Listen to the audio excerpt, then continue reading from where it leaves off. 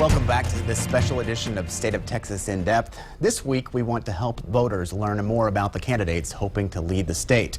The Lieutenant Governor of Texas is not the highest profile of the jobs in state government, but unlike some states, Texas expects the second in command to be more than a figurehead. They set the agenda for the state by choosing which items go to the floor of the state Senate. The Lieutenant Governor oversees the Senate and appoints all committees, so it's no surprise both the Republican and Democratic candidates have experience in the Senate, and it was one moment that seemed to propel them both for the higher position. At what point must a female senator raise her hand or her voice to be recognized over the male colleagues in the room? While people would be talking about Wendy Davis the next day, at that moment, when Republicans broke the 13-hour-long filibuster, Leticia Vandepute took up the banner. The San Antonio Democrat, with the rancor of the crowd upstairs, was able to stall the abortion bill long enough for the special session to end. I'm running not just for this position, I really want this responsibility. On the other side of the Senate chamber, another lawmaker had a different view of the night. Revving up the crowd, trying to drown us out so we couldn't do our business. That's not the way democracy works. Dan Patrick soon turned his attention toward his own party and how Lieutenant Governor David Dewhurst handled the Senate. See you soon. That's just poor leadership. You can't even manage a calendar? We should have never been in that position. Patrick eventually beat Dewhurst in a drawn-out primary. And both Patrick and Vandepute have a platform for talking about education. He chairs the Senate committee, and she has made it a major part of her platform, coming from a family of teachers. Your mother was a teacher. Yes. When we talk about education system in Texas, we know that there were thousands of teacher jobs that were lost because of the education cuts that happened in 2011. How do we attract a teaching force knowing that that funding can be so volatile? The real question on our public education system should be, how do we value teachers? We know that magic connection and that learning, that aha moment between student and teacher happens in the classroom. So yes, it is making sure that they have the resources, but teachers are spending hundreds of dollars buying supplies for their students. That's got to stop.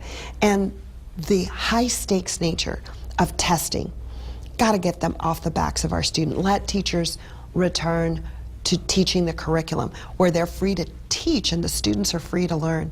And I've learned that from teachers, but my mom's a retired teacher. My sister's a retired teacher, 31 years kindergarten. When I met my husband, Pete, he was a high school band director, and my brother-in-law is still a public school teacher. These are professionals who really are the motivators and the emphasis of our future workforce. How do we value teachers? That's the real question that we should be asking.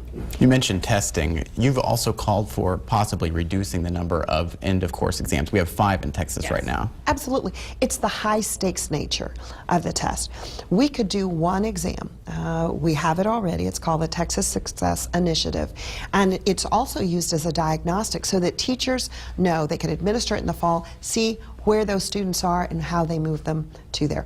We can have an accountability system that does statistical testing. So yes, we would need the testing, but not so that it's so high stakes that it drives the system, that it robs our students of precious instructional time in the schools. Our teachers should be teaching the curriculum, not teaching the test. And right now, because of the high stakes nature, and yes, we've made great strides to lower it from 15 to 5, but it's still 5 high stakes exams. And what our little ones are going through, the high stakes nature, I mean, could you really be totally evaluated on your job performance on one 3-hour test given one day of the year? Our kids aren't standardized, and we shouldn't have this high stakes nature of those tests to figure that out. It's very punitive, and it's not working. We've reached out to Vandepute's Republican opponent, Senator Dan Patrick, for an interview for nearly 2 months. Comparatively speaking, since his primary runoff win this spring, he's done very little press. Finally, his campaign agreed to sit down with us one-on-one, but just a few days before his interview, his spokesman called to say the schedule suddenly got a lot busier, and it was Dan's decision to cancel.